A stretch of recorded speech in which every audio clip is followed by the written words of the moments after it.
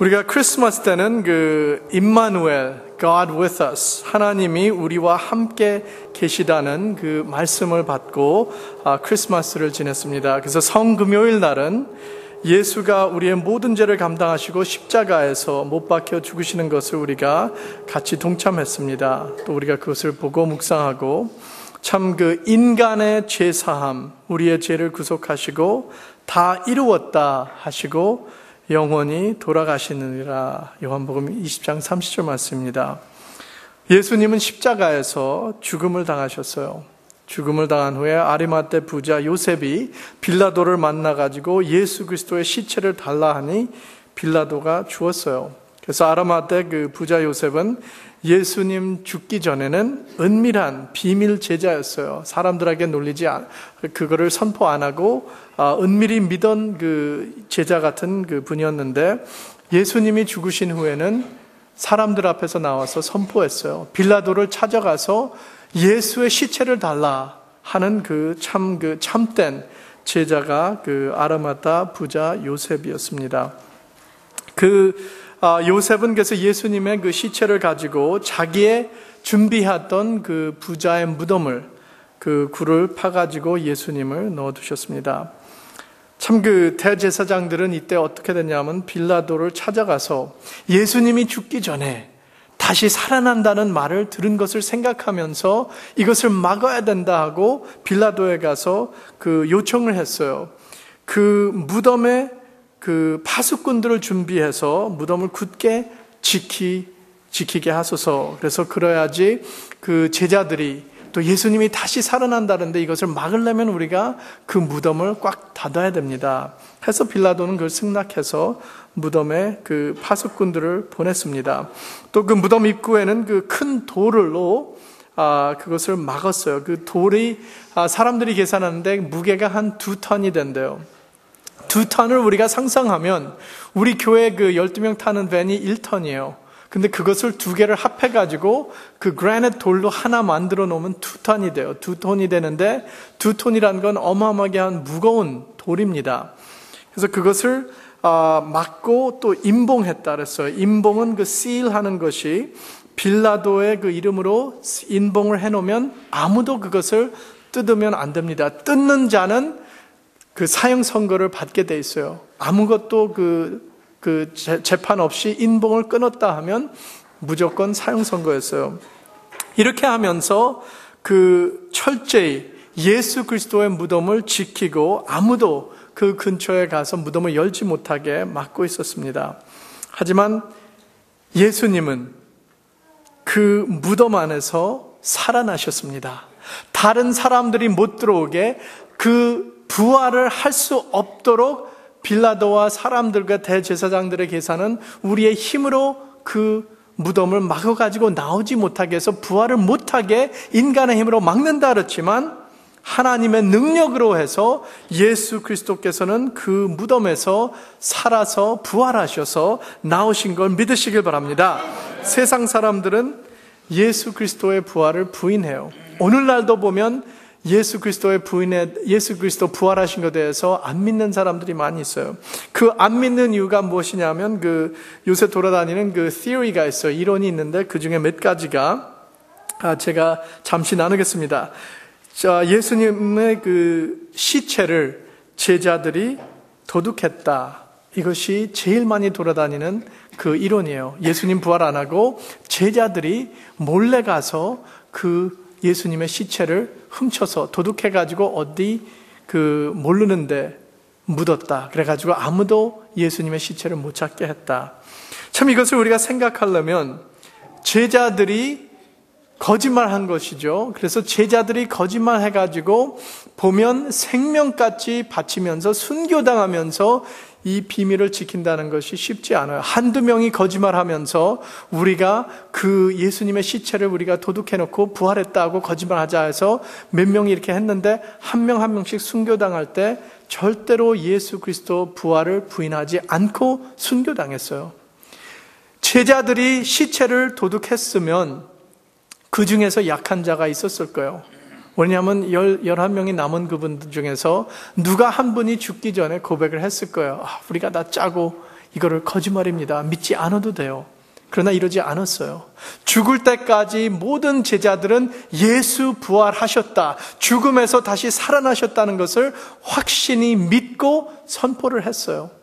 생명까지 바치면서 순교당한 제자들이 많이 있습니다. 그래서 예수 부활하셨다는 것을 확실히 선포하고 절대로 그 제자들이 예수님의 시체를 도둑하지 않았다고 합니다. 또 우리가 이것을 상상해 보려면 예수님 시체를 도둑하려면 제자들이 어떻게 해야 돼요? 그 로마 파수꾼들을 다 물리쳐야 돼요. 어떻게 물리치고 싸워야 되는데 그 제자들이 실은 싸움을 별로 못하는 분들이에요. 생각해보면 베드로도 검을 돌려가지고 머리를 까야 되는데 길을 잘렸잖아요. 그니 참 잘 못하는 분들이에요. 그래서 그 파수꾼들하고 싸웠다면 절대로 이길 가망은 없어요. 그리고 또 어부꾼들이라서 힘도 별로 없고 싸우는 재능도 없었어요. 그렇기 때문에 그분들을 이기고 예수님의 시체를 도둑했다는 것은 이해할 수 없는 말입니다. 두 번째 theory는 무엇이냐면 예수님이 죽지 않고 십자가에서 까무러쳤다.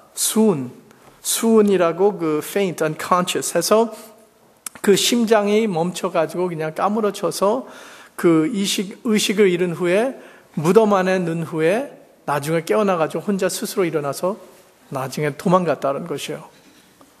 참 이것을 우리가 생각하면 사람들이 착각은 자유라 그러죠. 참 이러한 착각도 할 수 있겠죠. 근데 우리가 요한복음 20장 34절 말씀 보면 한 군병이 창으로 옆구리를 찌르니 곧 피와 물이 나오더라.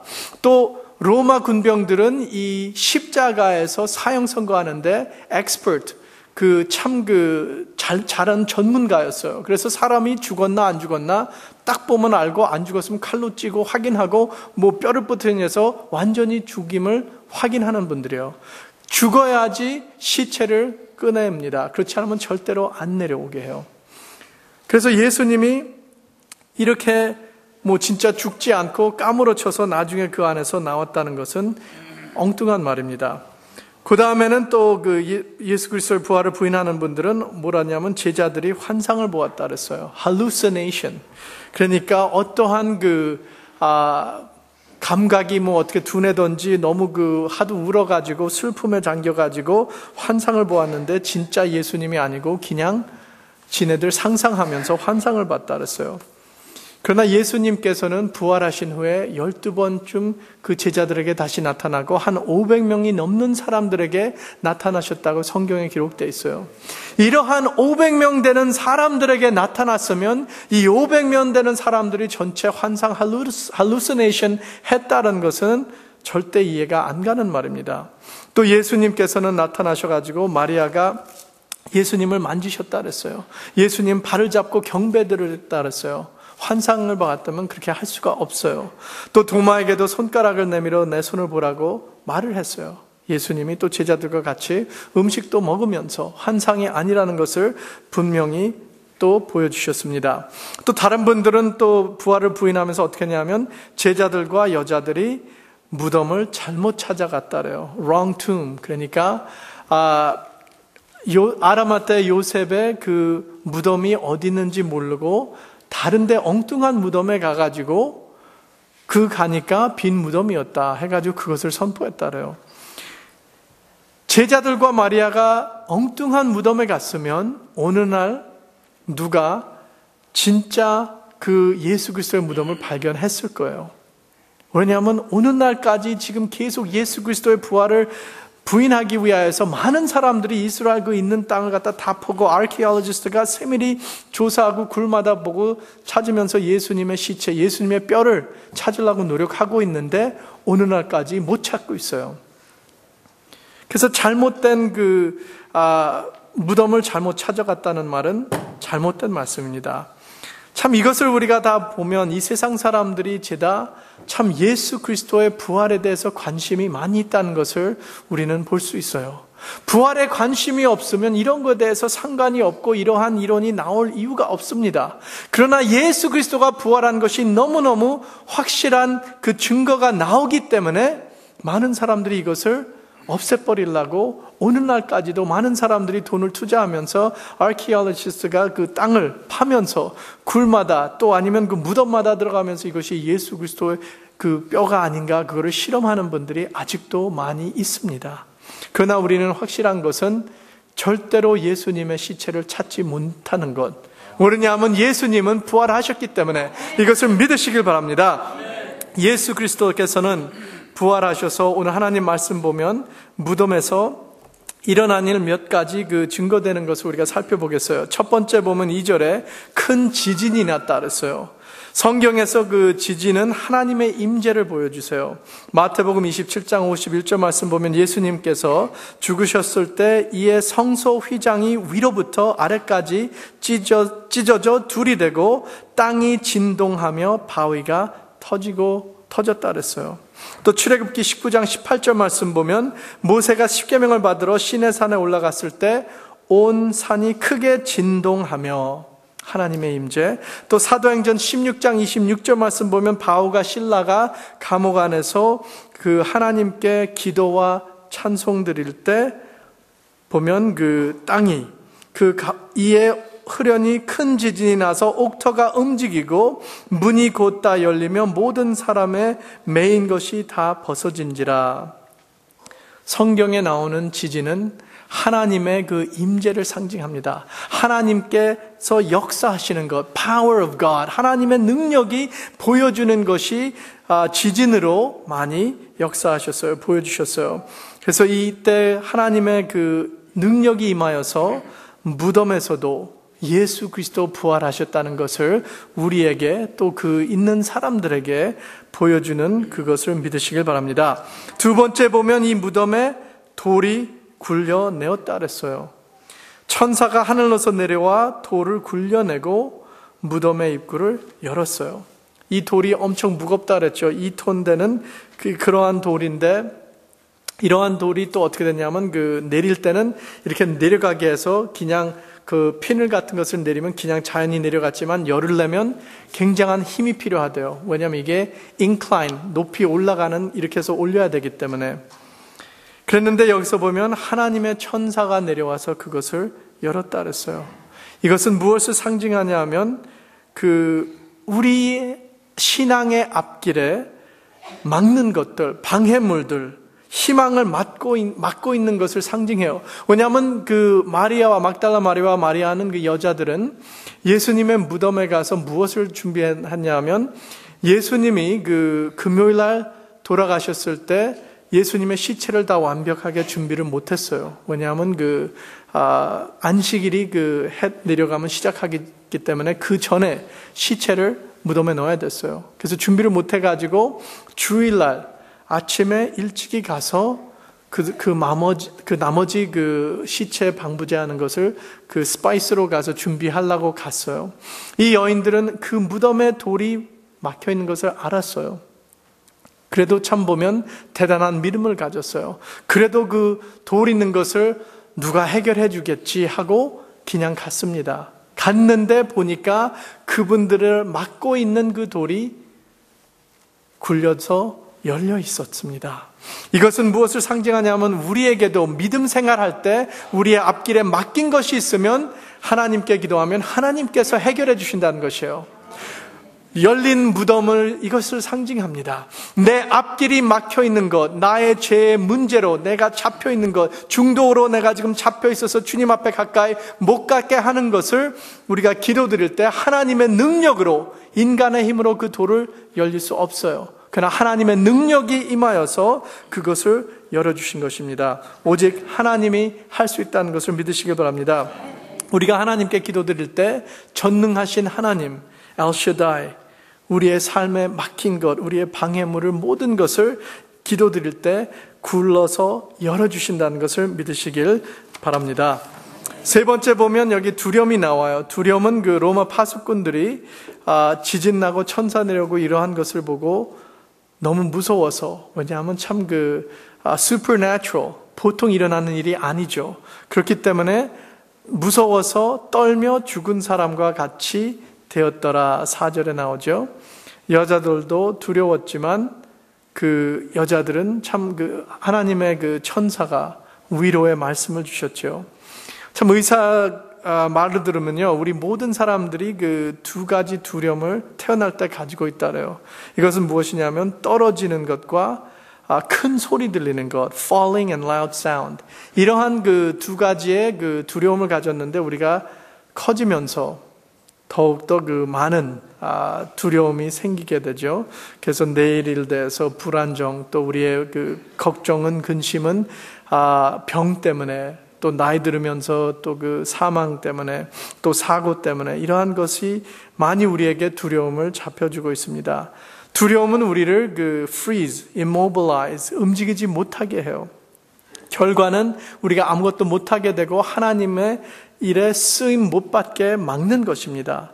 그러나 하나님은 우리의 두려움을 아시고 우리에게 말씀합니다. 너희는 무서워 말라 하고 그 상황을 설명해 주세요. 9절 보면 예수께서 저희를 만나 가라사대 평안하뇨 하시거늘 여자들이 나가는 그 발을 여자들이 나가서 그 발을 붙잡고 경배하니 합니다. 참 예수님은 우리의 두려움과 걱정을 알고 계세요. 그래서 우리에게 그 모르는 것을 이해시켜 주시고 말로 인도하여 주십니다.